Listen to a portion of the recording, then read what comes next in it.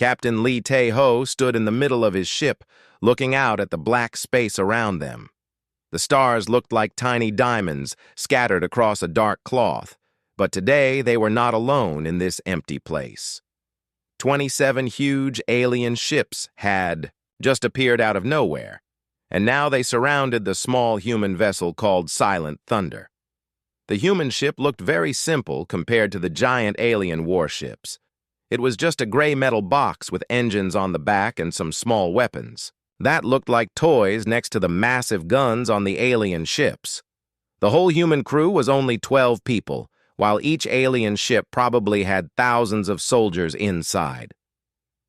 Lee Tae-ho had been the captain of Silent Thunder for 5 years now.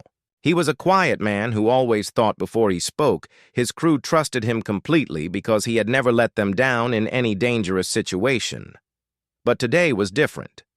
Today they were facing the most feared enemy in the entire galaxy, the alien. Ships were called the Corvan Empire, and everyone in space was afraid of them.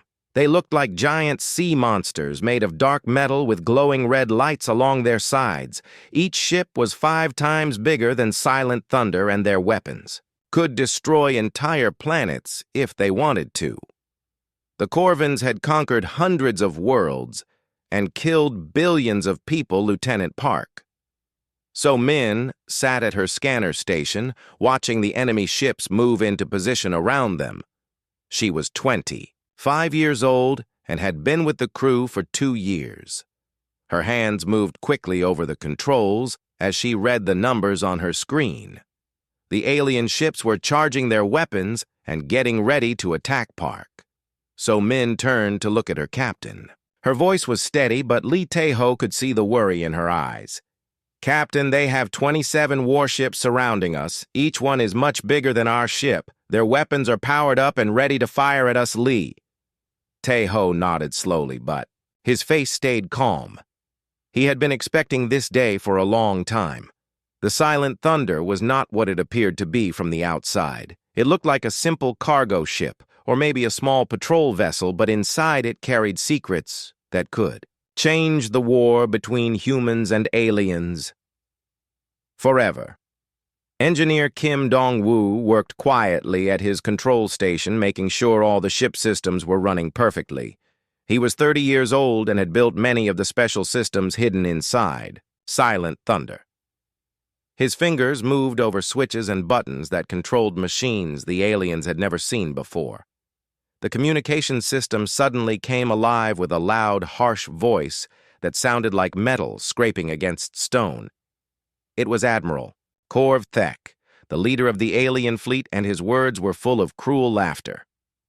"Look at this pathetic little human ship," the alien admiral said. His voice boomed through the Silent Thunder, making the walls shake. "It looks like a metal box that someone stuck engines on. How did such a weak race even learn to fly in space? This must be some kind of joke." The other alien captains joined in the mocking, and their ships lit up with bright colors, like they were celebrating. The aliens thought this was going to be easy. They had destroyed human colonies before, and they expected Silent Thunder to surrender without any fight. The alien admiral continued talking, and his voice got even more cruel. "Human ship. You are so small and ugly. We have seen garbage pods that look more dangerous than you. Our smallest fighter could probably destroy you with 1 shot. Why did you even come out here to die, Lee?" Tae-ho listened to the insults, but his expression did not change. He had heard worse things. From aliens before the Corvans thought they were the strongest race in the galaxy because they had big ships and powerful weapons, but they did not understand humans very well. Weapons Officer Choi Min-ho sat at his station, preparing systems that the aliens could not see on their scanners. He was 28 years old and had trained for this moment his entire career. His screens showed energy readings that would have confused any alien scientist.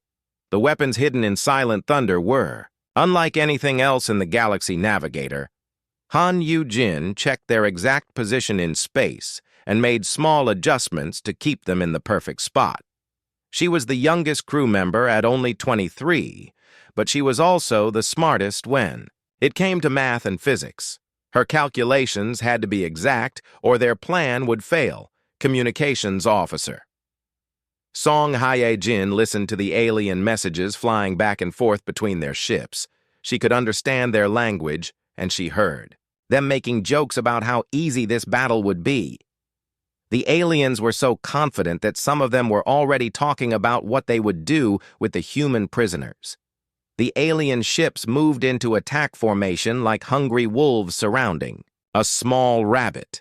Their weapons glowed brighter as they prepared to fire. The largest ship moved closer, and Admiral Korv Thek spoke again. "Human captain, I will give you one chance to surrender," he said. Now his voice was cold and serious.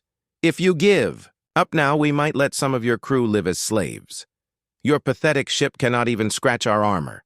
We have conquered 100 worlds and destroyed fleets much larger than your single vessel Lee." Tae-ho finally moved from his position and walked slowly to the communication controls.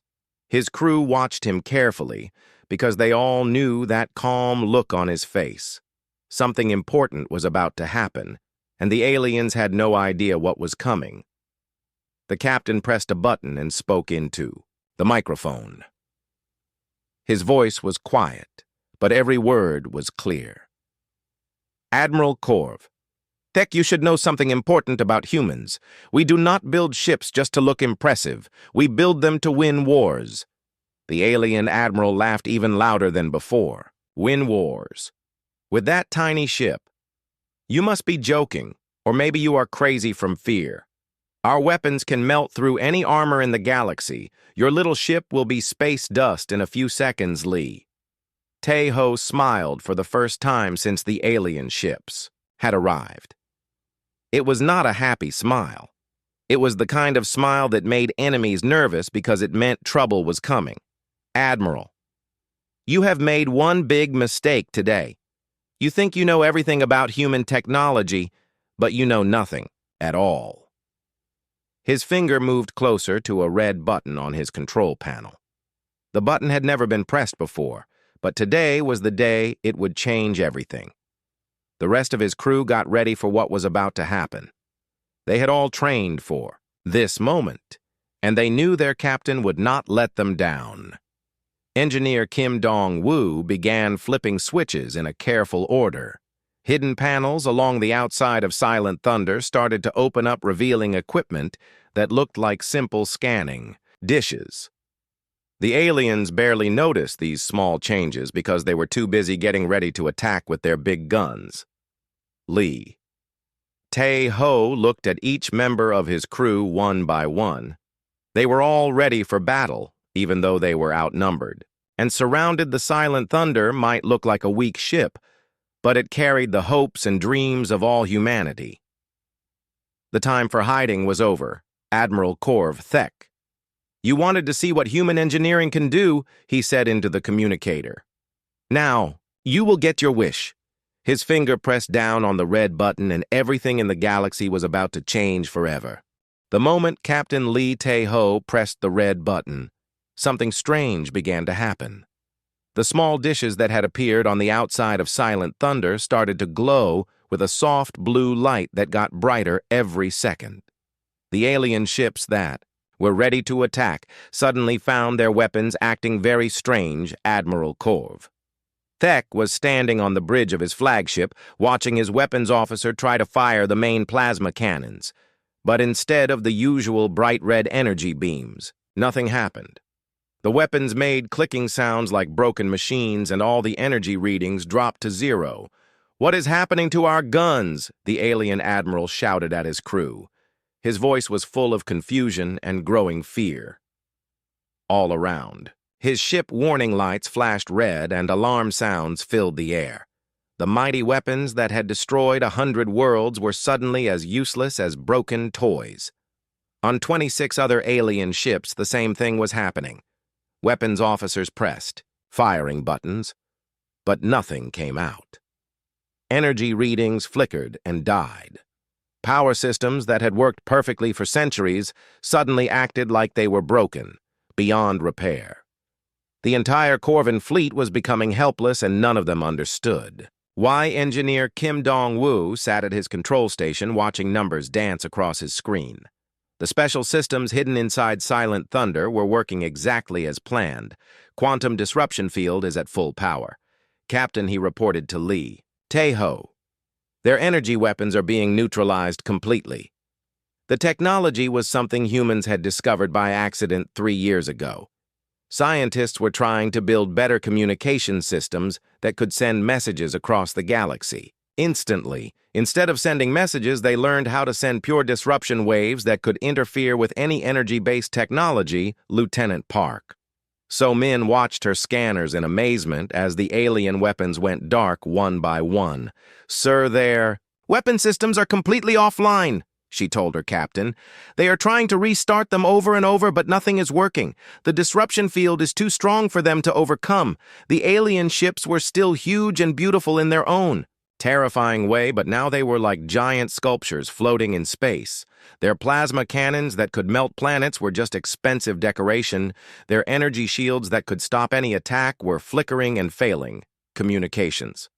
Officer Song Hye-jin listened to the frantic messages flying between the alien ships. The enemy crews were panicking because they could not understand what was happening to their technology. Some of them thought the humans were using magic or some kind of impossible science. "Captain, the aliens are completely confused," she reported. "They have never seen technology like this before. Some of their captains are saying, we must have made a deal with ancient alien gods to get this power. They cannot believe that humans built this themselves." All the alien races in the galaxy had followed the same path when building their technology. They made bigger energy weapons and stronger energy shields. They built faster engines and more powerful computers. But they all used the same basic principles that had been discovered thousands of years ago. Humans had taken a completely different approach. Instead of making better weapons, they had learned how to make all weapons useless. The quantum disruption field reached out from Silent Thunder like invisible hands, touching every alien ship and turning their mighty weapons into scrap metal. Navigator Han Yu-jin made small adjustments to keep their ship in exactly the right position.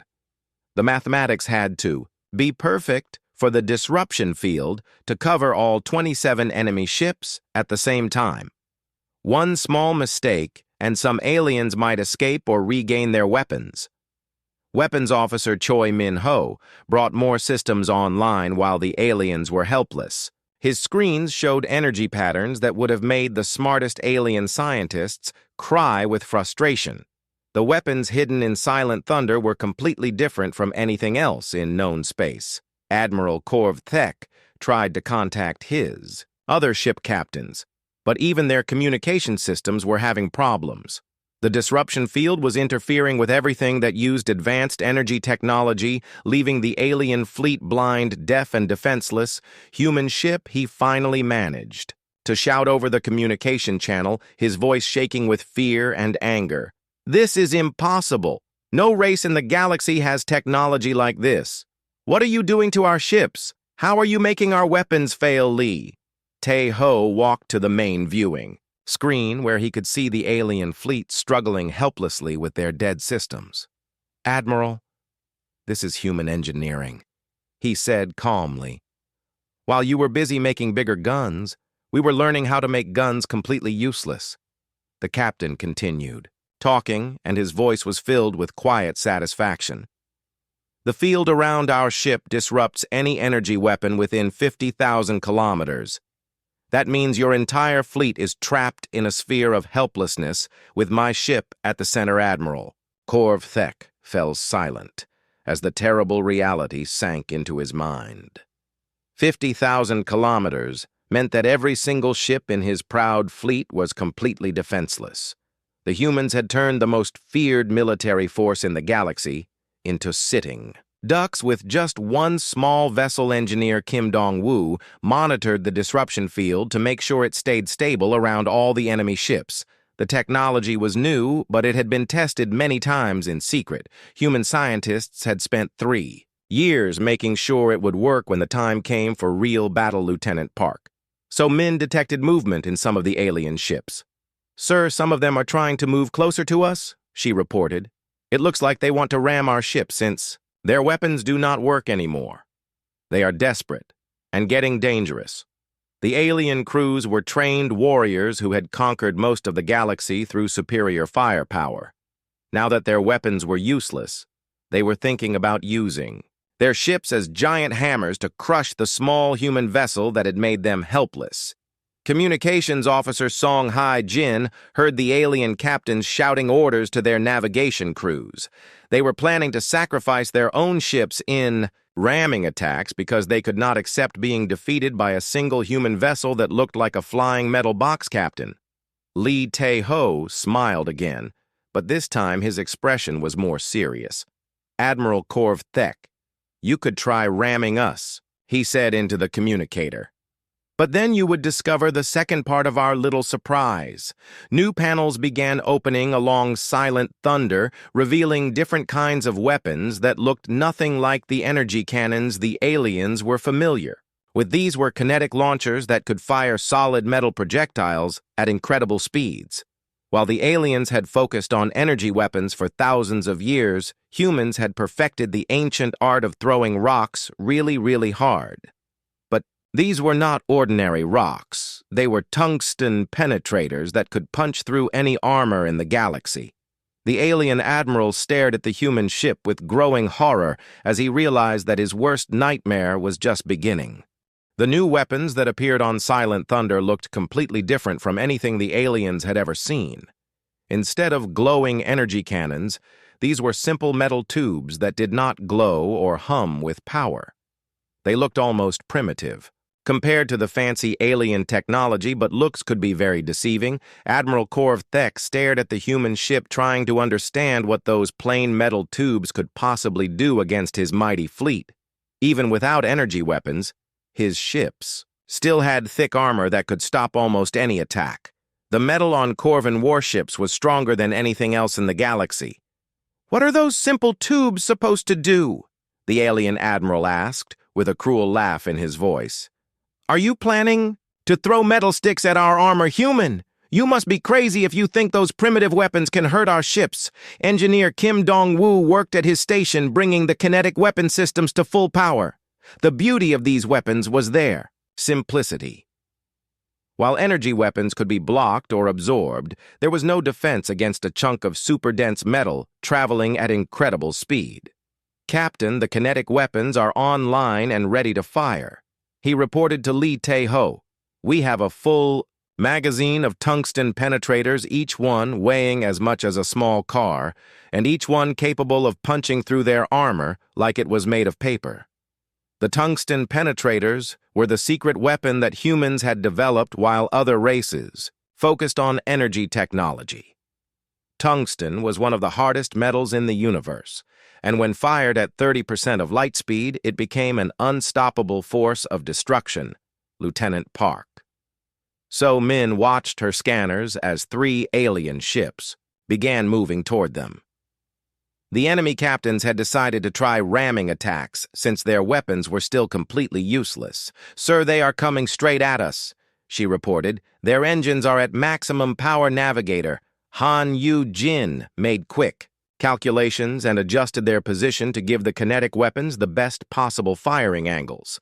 The human ship moved like a graceful dancer, every motion planned and precise, while the alien ships lumbered forward like angry elephants' weapons. Officer Choi Min-ho targeted the closest alien ship and prepared to demonstrate what human engineering could really accomplish. His finger hovered over the firing control, waiting for the captain to give the order that would change everything. The alien ship racing toward them was called Doombringer, and it had destroyed 15 human colonies in the past 2 years. Its captain was a cruel warrior named Vector who enjoyed killing innocent civilians. The ship was massive and covered with thick armor that had never been penetrated by any weapon. Admiral Korv Thek watched from his flagship as Doombringer accelerated toward the small human vessel. He was certain that even if the humans had some kind of new weapon, they could never penetrate armor that had been tested against every known threat in the galaxy. Human captain. "Your time is over," Vector shouted over the communication system. "My ship will crush you like an insect, and then we will hunt down every human world in the galaxy.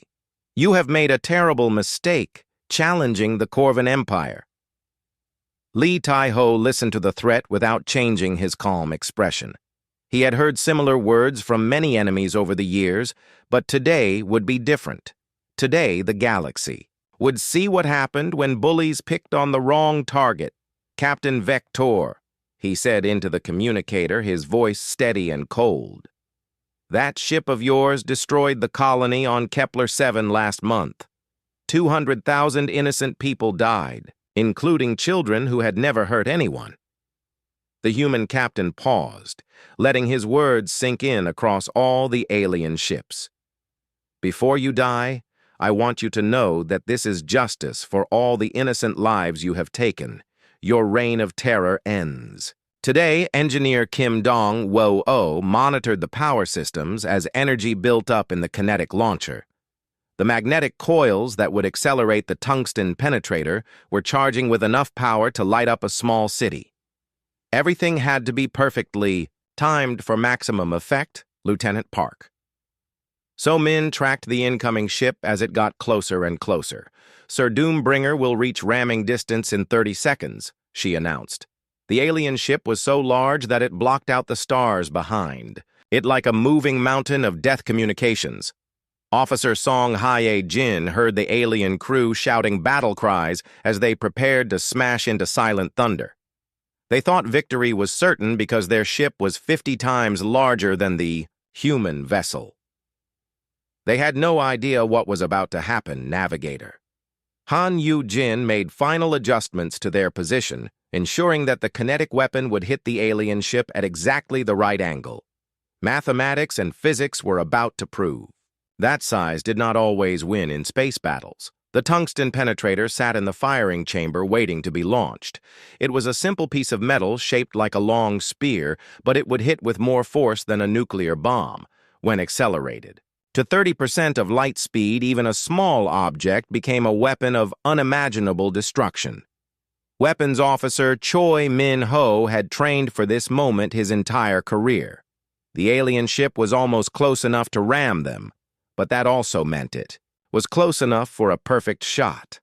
His targeting computer showed green lights across the board. Admiral Korv Thek watched the scene unfold, feeling confident that his ship would soon crush the annoying humans. The Doombringer was one of his best. Vessels with the thickest armor and most experienced crew, victory seemed certain in just a few more seconds. Captain Li Tai-ho looked at each member of his crew, seeing determination and courage in their faces.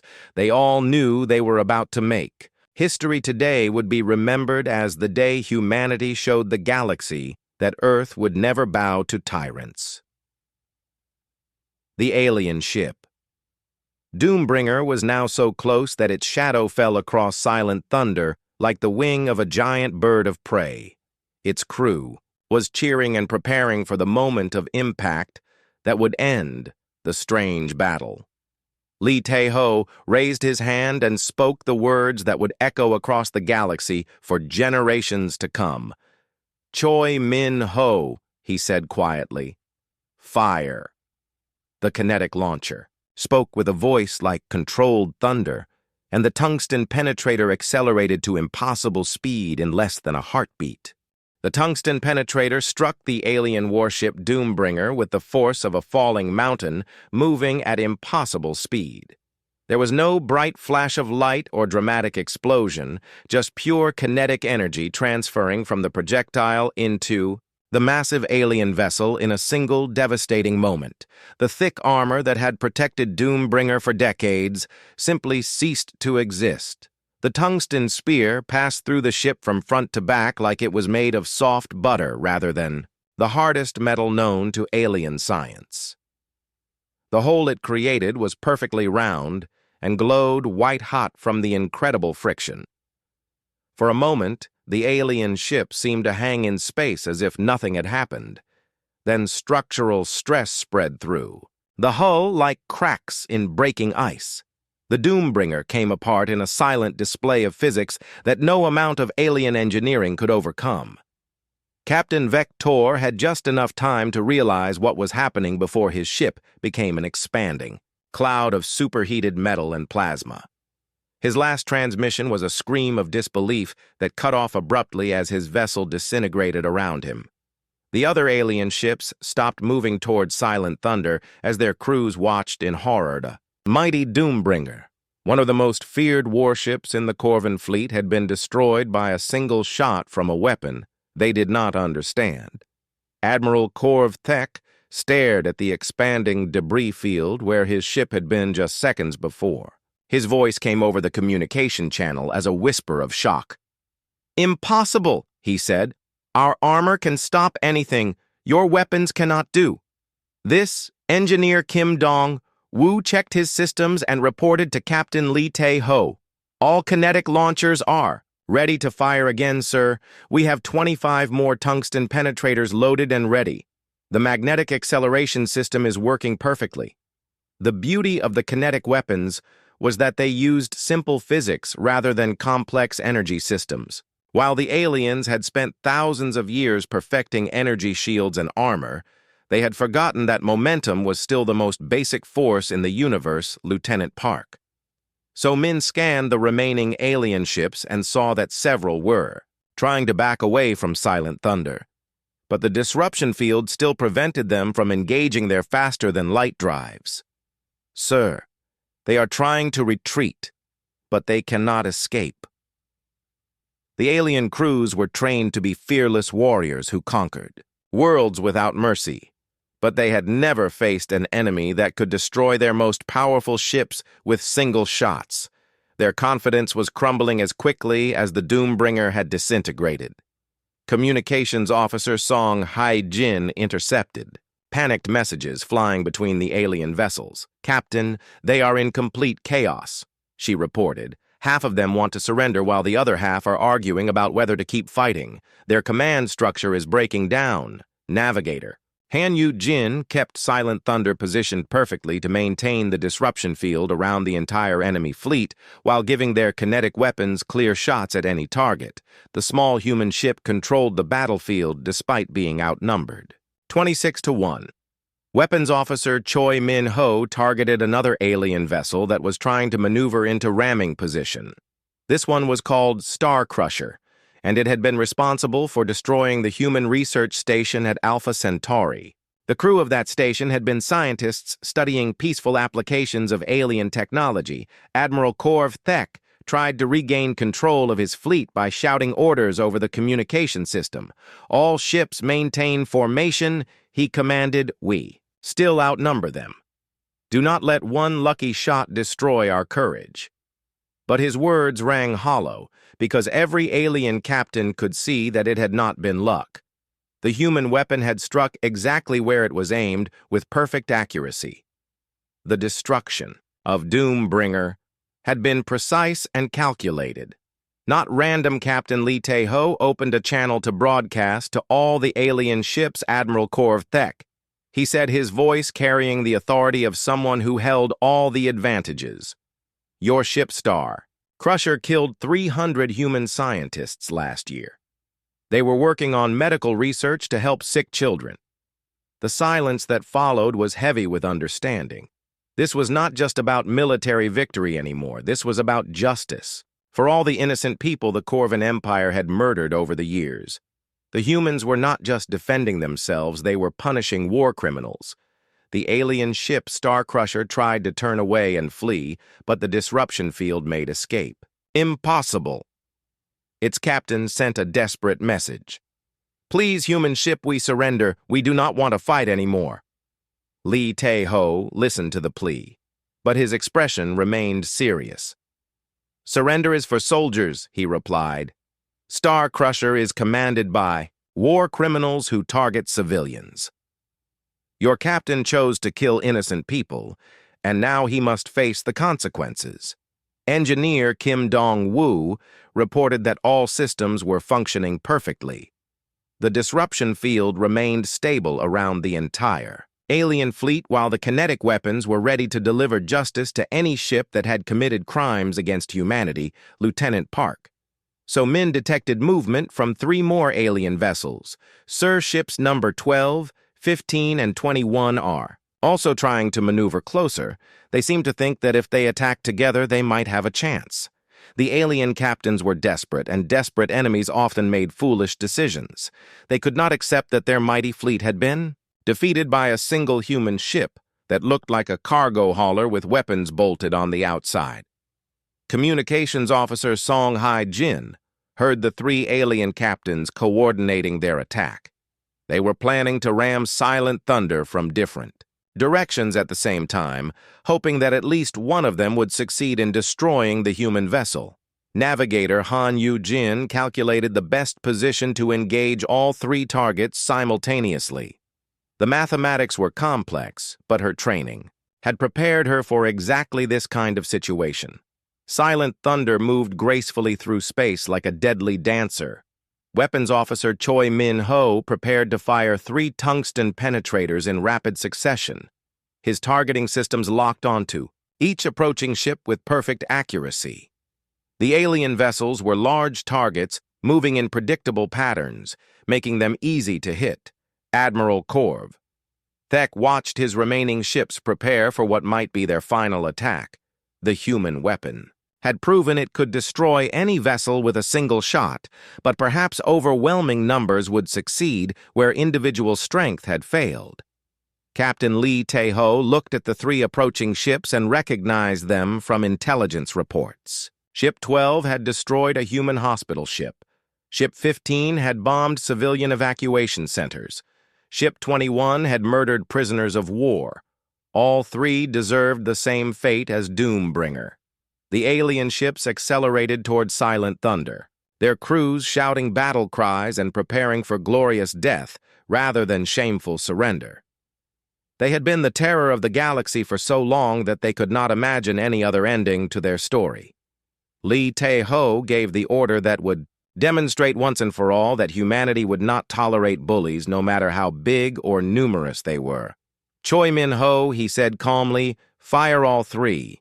3 kinetic launchers fired at exactly the same moment, creating a symphony of controlled thunder that echoed through the hull of Silent Thunder. The tungsten penetrators accelerated to impossible speeds in the blink of an eye, each one aimed at a different alien warship with mathematical precision. The first projectile struck ship number 12 amidships. The vessel called Blood Reaper had destroyed a human medical ship full of wounded soldiers trying to evacuate from a battle zone. The tungsten spear punched through its armor like it was made of thin plastic, causing the massive warship to break apart in a brilliant flash of released energy. The second penetrator hit ship number 15 directly in the command section. This vessel named Soul Eater had bombed civilian evacuation centers on 3 different human worlds, killing families who were trying to escape the war. The kinetic impact was so violent that the ship literally vaporized in a cloud of superheated plasma. The third tungsten projectile found its target in ship number 21. The warship called Bone Crusher had murdered thousands of human prisoners who had already surrendered. The penetrator struck with such force that the alien vessel split in half. Like a piece of wood struck by an invisible axe, in less than 10 seconds, 4 of the most feared warships in the Corvan fleet had been reduced to expanding clouds of debris. The remaining 23 alien vessels sat motionless in space. There, crews staring in disbelief at what had just happened. Admiral Korv Thek felt his hands shaking as he watched 4 of his best ships disappear from his sensors. The weapons that had made the Corvan Empire the terror of the galaxy were completely useless, while the humans could destroy his vessels one by one with perfect accuracy. Human captain, he whispered into the communication system, his voice barely audible. What kind of monsters are you? How can you kill so easily without any emotion? Your weapons are more terrible than anything we have ever seen. Captain Lee Tae-ho listened to the alien admiral with no expression on his face. Admiral Korvthek, we are not monsters, he replied calmly. We are humans defending innocent people from bullies. Your ships chose to target civilians, and now they face justice. The captain continued speaking, and his voice carried the weight of authority and moral certainty. Physics does not care about the size of your ships or the reputation of your empire. Mass times velocity equals results. Every shot we fire is aimed at war criminals. Engineer Kim Dong-woo monitored the kinetic weapon systems and reported that all launchers were ready to fire again. The magnetic acceleration coils were charged, and 21 more tungsten penetrators were loaded and waiting. The human ship could continue this demonstration for hours if necessary. Lieutenant Park. So Min watched her scanners as the remaining alien ships began to spread out, trying to make themselves harder targets. Some of them were attempting to restart their engines for retreat, but the disruption field still prevented any escape attempts. Communications officer Song Hae-jin intercepted desperate messages between the alien vessels. The enemy crews were arguing among themselves, with some wanting to surrender immediately, while others demanded they continue fighting, despite the hopeless situation. Navigator Han Yu-jin adjusted their position to maintain optimal coverage with the disruption field while keeping clear firing lines to all remaining targets. The mathematics of three-dimensional space combat required constant calculations, but her training made it seem almost easy. Weapons officer Choi Min-ho selected his next target from the list of war criminals in the alien fleet. Ship number 7 had been responsible for destroying an entire human colony, including schools, hospitals, and homes. The vessel called World Ender had lived up to its name many times. The alien captain of World Ender tried to broadcast a surrender message, but Captain Lee Tae-ho interrupted him. Captain Heck Vor, you destroyed New Geneva colony last year. He said, his voice cold as space itself. 50,000 civilians died, including 10,000 children. The alien Captain Heck Vor pleaded over the communication channel.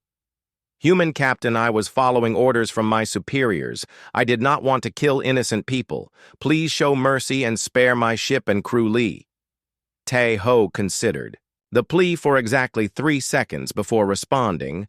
You had a choice. Captain Heck Vor, you could have refused to target civilians. You could have resigned your commission. You could have warned the colony to evacuate. Instead, you chose to murder children. The silence that followed was absolute. Every alien ship in the fleet waited to see what would happen to World Ender. The human captain held the power of life and death over the entire Corvan fleet, and everyone knew it. Engineer Kim Dong-woo reported that all systems remained stable. The disruption field continued to neutralize alien weapons, while the kinetic launchers stood ready to deliver more justice. The Silent Thunder had become judge, jury, and executioner for war criminals. Lieutenant Park. So Min detected frantic activity aboard several alien ships. Sir, multiple vessels are trying to jettison their weapons and lower their shields. They are attempting to show that they surrender completely. Some of the alien captains were finally beginning to understand that this was not a normal space battle. The humans were not interested in conquering territory or capturing prisoners. They were systematically executing war criminals who had committed crimes against innocent people. Communications. Officer Song Hae-jin heard Admiral Korvthek trying to coordinate some kind of response from his remaining ships, but his authority was crumbling as panic spread through the fleet. Many captains were ignoring his orders and making their own decisions. About surrender, navigator Han Yu-jin kept Silent Thunder positioned perfectly to dominate the battlefield.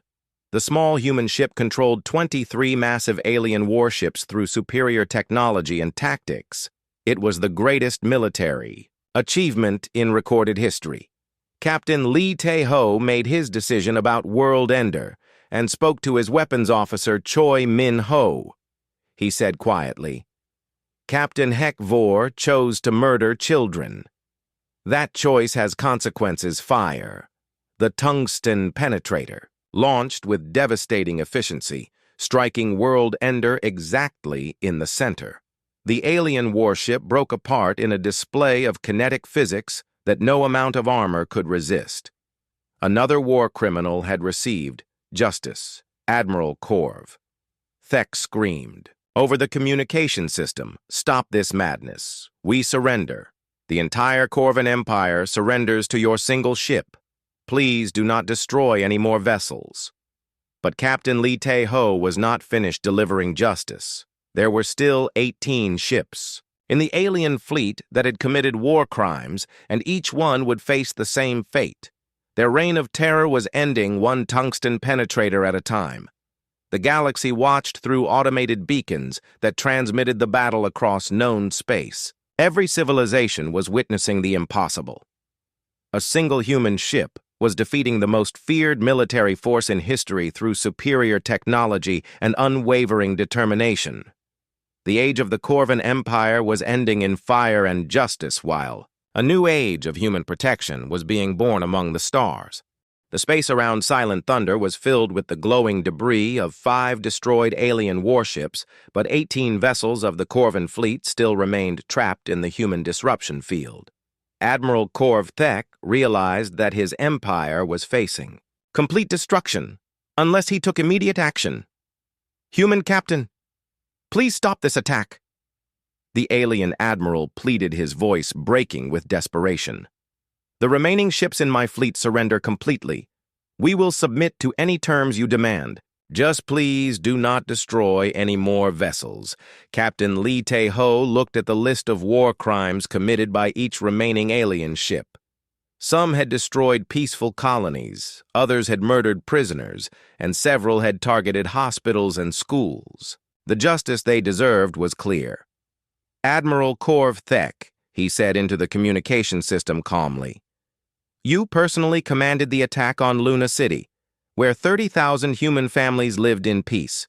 Your flagship participated in the bombardment that killed innocent children." The alien admiral fell silent, knowing that his own crimes were about to catch up with him. The mighty Corvan Empire that had terrorized the galaxy for centuries was about to face judgment from a single human vessel. That looked like a cargo hauler engineer. Kim Dong-woo monitored all systems and reported that the Silent Thunder could continue this battle indefinitely. The kinetic weapons had plenty of ammunition. The disruption field was stable, and their engines were running at perfect efficiency. Lieutenant Park. So Min watched her scanners as more human ships began arriving in the system. "Captain, reinforcements are jumping in from 3 different directions," she announced. "The cavalry is coming to help us. Process all these prisoners." The first human vessel to arrive was the heavy cruiser New Seoul, commanded by Captain Park Jae-sung. The ship was twice the size of Silent Thunder and carried Marine boarding parties to take control of surrendered enemy. Vessel's communications officer Song Hye-jin established contact with the arriving human fleet Admiral Kim. "So Ara is commanding the task force, sir," she reported. "The Admiral wants to know if you need assistance with the surrender negotiations." "Captain." Lee Tae-ho smiled for the first time since the battle began. "Tell Admiral Kim So-ra that the Corvan Empire has been defeated, but justice is not finished yet. Some of these ships still need to answer for their war crimes." Navigator Han Yu-jin began plotting courses for the captured alien vessels, working out how to escort 18 massive warships back to human space for proper trials. The logistics would be complicated but manageable with the arriving reinforcements. Weapons Officer Choi Min Ho kept his kinetic launchers trained on the remaining alien ships, ready to continue the execution of war criminals if any of them tried to resist or escape. The tungsten penetrators were still loaded and waiting.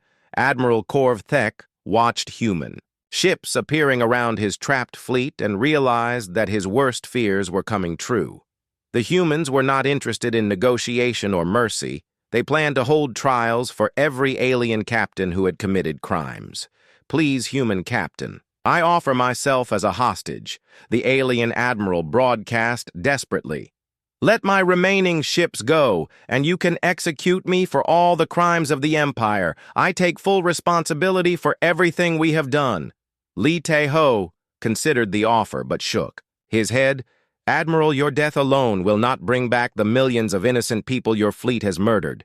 Justice means that every war criminal must face trial, not just the leader. The human captain opened a channel to broadcast across the galaxy, knowing that every civilization would be listening to learn how the impossible had happened. Today, the Corvan Empire has fallen, he announced. Let this be a message to anyone who thinks they can prey upon the innocent.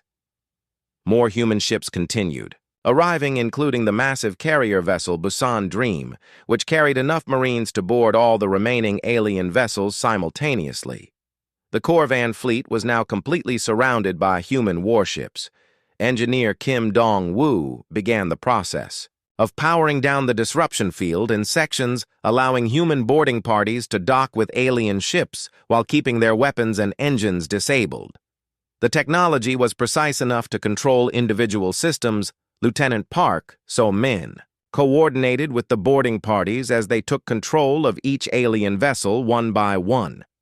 Captain, we now have human crews aboard 15 of the remaining ships, she reported. The aliens are surrendering without resistance. The alien crews had seen what happened to ships that tried to fight, and they had no desire to be vaporized by tungsten penetrators. Most of them dropped their weapons immediately when human Marines appeared on their bridges. Communications officer Song Hae-jin intercepted broadcasts from across the galaxy as news of the victory spread. Every major civilization was discussing the battle that had changed the balance of power in known space. The humans had proven they could protect anyone from bullies. Navigator Han Yu-jin worked with the other human ships to organize the massive prisoner convoy that would escort the captured alien fleet back to Earth for war crimes trials. It would be the largest military tribunal in galactic history. Captain Park Jae-sung of the new Seoul boarded Silent Thunder to congratulate Lee Tae-ho on the greatest military victory in human history.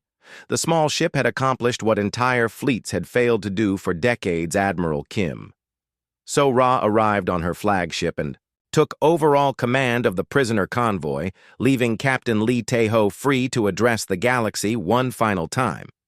The Silent Thunder had become the most famous ship in known space in just a few hours. Humanity stands, ready to defend those who cannot defend themselves. Lee Tae-ho broadcast to every civilization, the age of conquest and terror is ending. The age of justice and protection has begun. The remaining alien ships were loaded with human Marines and began the long journey back to Earth, where their crews would face trial for war crimes. The Corvan Empire that had ruled through fear was now a collection of prisoners waiting for judgment. Engineer Kim Dong-woo powered down the special systems that had made victory possible. The quantum disruption field and kinetic weapons would remain secret for now, but other human ships were already being equipped with similar technology. Lieutenant Park So-min compiled a complete report of the battle that would be studied by military academies. For generations, the tactical analysis showed how superior technology and moral purpose could overcome any numerical advantage. Communications officer Song Hae-jin received messages of thanks from dozens of civilizations that had suffered under Corvan rule. The victory had freed entire sectors of space from the threat of alien conquest, and murder navigator Han Yu-jin plotted the course home to Earth, where Captain Lee Tae-ho and his crew would receive heroes' welcomes. The Silent Thunder had saved the galaxy and shown that humans would never bow to tyrants. As the human fleet escorted their prisoners toward home, the word spread to every corner of known space. The humans had arrived as protectors and liberators. The galaxy would never be the same again, and bullies everywhere began to fear the day they might face human justice. The age of the Corvan Empire was over, and the age of human guardianship had begun with 12 people in a ship that looked like a metal box but fought like the hammer of justice itself.